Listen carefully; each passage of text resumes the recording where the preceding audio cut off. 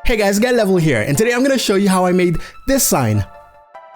So I gotta admit, I'm a little bit obsessed with lighting, LEDs, LED strips, LED panels, as you can see over there, if I can point in the right direction. So a couple of days ago over at my Twitch channel, yes, I do stream on Twitch, that is twitch.tv/GuyLevel. I play games, we talk about being a content creator, all of that. Go follow me and watch me. We were brainstorming, we were thinking about neon signs and how we see a lot of streamers are beginning to, get their own custom ones, how expensive it can be, or you can go for the already pre-made ones. If they're glass, they're gonna be super expensive, but also they're not that energy efficient. You can get some LED ones that are still super expensive. But anyways, I wanted to make one with things I already had around my place and also as cheap as possible, as easy as possible.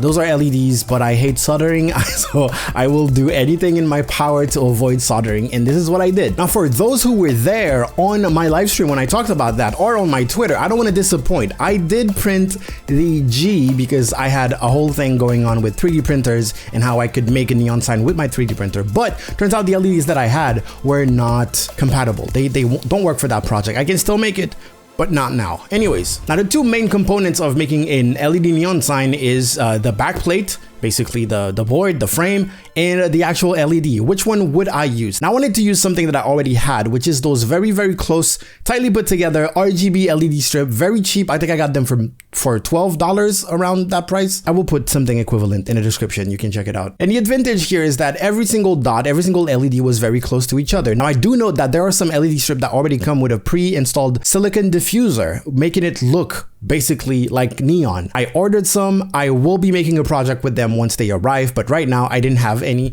So I thought, hey, how can I make those LED strips look like neon? It is the exact same type of LEDs that I use for my zigzag right here. But as you can see, my zigzag basically lights in one side and not the other, because, well, it's an LED strip. It's supposed to be flat, but I have it at an angle. So in order to have light in both sides, I just needed to fold them together.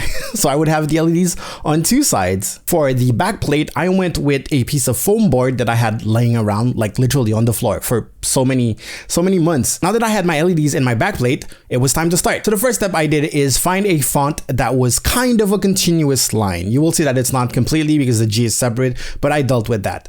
But as continuous as possible, basically. So I went to thefont.com, which is one of my favorite places to download fonts. I found something that looked like it was handwritten and I thought, hey, this will look good. Downloaded it, installed it, went into Photoshop and imported a new canvas, not imported, just opened a new canvas that was the size of one sheet of A4 paper, that's printer paper.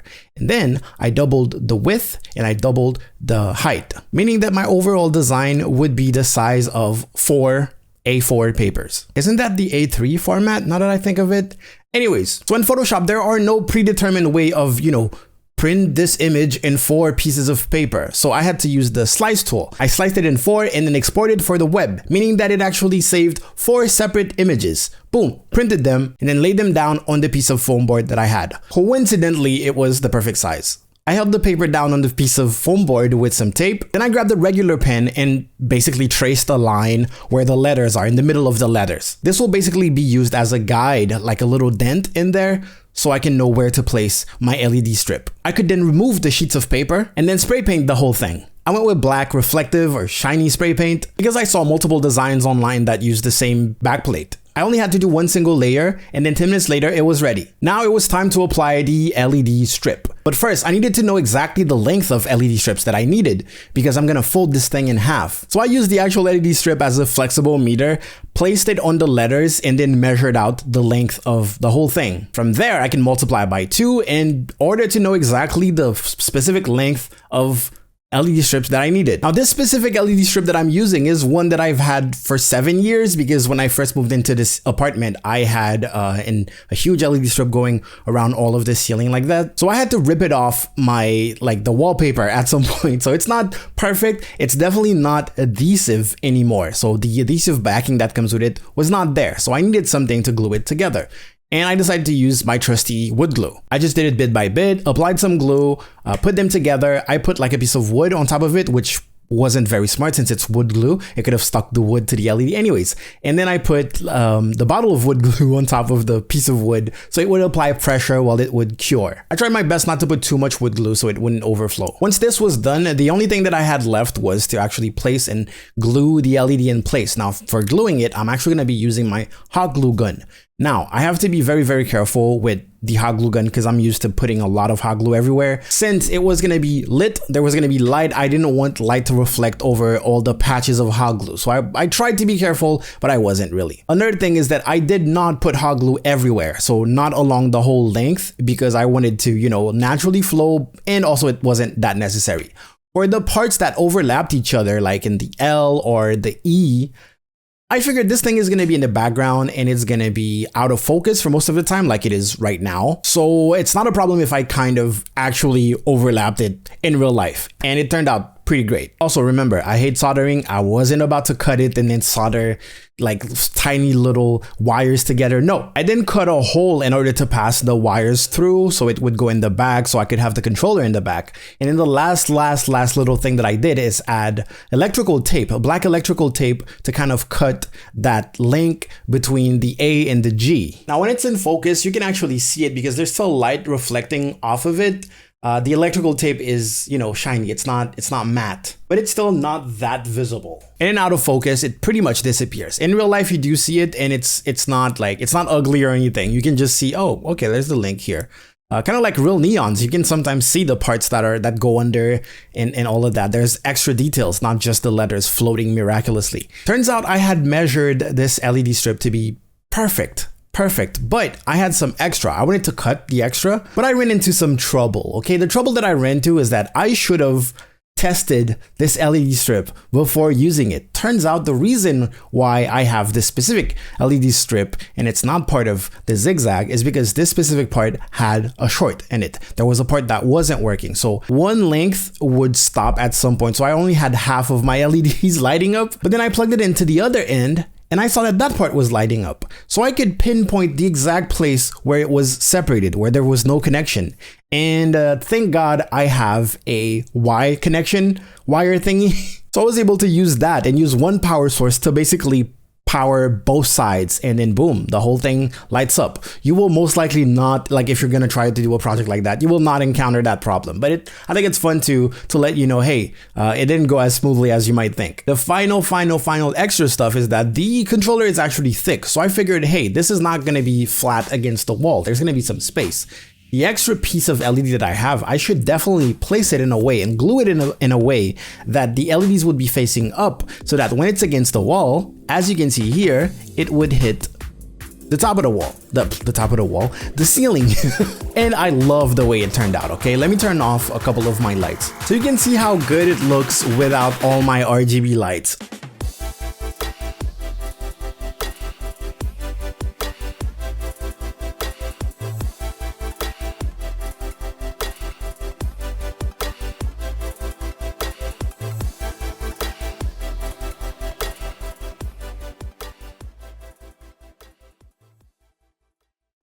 Of course, you can still see the individual points, okay? So that's the only problem with this. It's not like super smooth, but in my opinion, it still looks good for what it is. It didn't cost me anything. This is like an old LED strip that I had laying around, an old piece of foam board that I had. I already had the paint. Of course, I already had the hot glue gun. So I did not spend anything to make this project. And I will be making way more LED or even neon projects in the future. So stay tuned. I also recently got my hands on the Elgato light strip. Elgato just sent this to me. Thank you, Elgato. And I have a project in mind for it. I have a very cool project in mind. The only issue with the Elgato LEDs is that, as you can see, there's quite a bit of distance between each LEDs. So I wouldn't be able to make it even seem like a neon light. There would be really like one dot here, one dot there, which isn't the look that I'm necessarily going for. I much prefer the look that is kind of uniform, you know, just one streak of light. By the way, the reason why you don't see the individual lights here is because of the back wall that is white that reflects all the light back, so it looks like one streak, but it's the exact same distance between LEDs between this and also that, by the way. but this is just the wall reflecting all the light. Anyways, if I were to put a price on how much that would cost, it was like about $12 for the LED strip. I used 4 meters of it. You can definitely, you don't have to use foam board, you can use cardboard for the back, so I'm not even gonna count this in. And then the price of a black shiny spray paint. What is that, $5? Assuming if you're broke and you're crafty, you already own a hot glue gun. If you don't, now is the time. Anyways, if you enjoyed this video, go follow me on Twitch. But follow this channel first, okay? Subscribe, click the like button and all that. There will be at least 3 videos in total when it comes to making signs like that. This is the first one. This is the easy cardboard or foam board, very common LEDs, cheap LEDs, cheapest LEDs that you can basically find. They are RGB, by the way. I've been keeping them, well, you saw probably in the B-roll, but you can put whatever effect you want. I would definitely suggest you test them first, depending on your lighting and your camera and all that. So test them before making anything with them, see if they look good. For example, if I wanted a pink or a purple like that, as you can see, the purple is flickering a lot. But if I put a green, which seems to be the brightest and the best looking, which isn't part of my color scheme, it looks pretty good. Blue also doesn't flicker, and red doesn't flicker. This is supposed to be white. You can see the low CRI on those LED strip. Anyways, this is the first project. Second project will probably be the one with the Elgato. And then the third project, hopefully, when my neon looking LED strips will arrive, we will also make one with that. And I'm gonna have to solder probably. And maybe at some point we will use some 3D printing. So maybe 4. Anyways, please just subscribe. If you look top right, you will see what YouTube thinks is the best video you should watch next. At the bottom of it, you will see my most recent video. Check him out. Keep on learning about being a content creator and sometimes live streaming if you're a live streamer. And I will see you guys next time. Go out there, make me proud. Guy level out.